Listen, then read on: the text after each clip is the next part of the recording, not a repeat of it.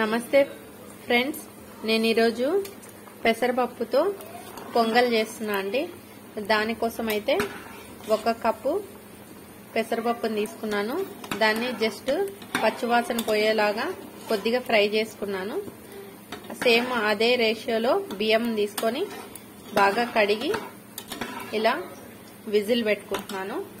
దానికోసం అయితే 1 spoon oil, 1 spoon నెయ్యి వేసుకొని కొద్దిగా వెల్లుల్లి, కరేపాకు, పచ్చిమిర్చి, కొద్దిగా అల్లము, కొద్దిగా మిరియాలు కచ్చాపచ్చ దంచుకున్నానండి. రోట్లో అయితే వేసి ఇలా దంచుకొని దీనిలోకి ట్రాన్స్ఫర్ చేసి తగినంత ఉప్పు వేసి కొద్దిగా జీలకర్ర కూడా వేసాను. ఈ మొత్తాన్ని ఇలా కలిపి విజిల్ పెట్టేయాలండి. ఒక 3 విజిల్ అయితే రావాలి.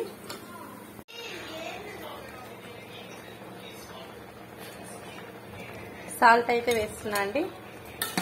ఇలా మొత్తం అన్నీ కలిపేసి ఒక 3 విజిల్ రానిచ్చుకోవాలి.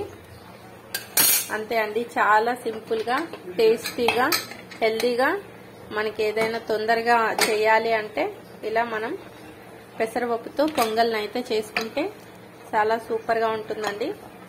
మళ్ళీ ఎలా వచ్చిందనేది మీకు షేర్ చేస్తాను.